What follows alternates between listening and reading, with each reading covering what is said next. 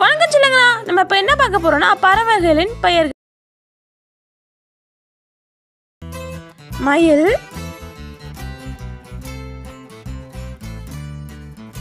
புறா,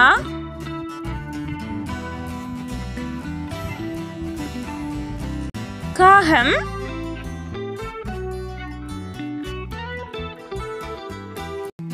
கிளி,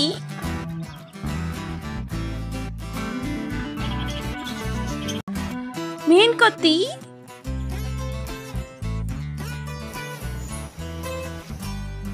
ஆந்தை,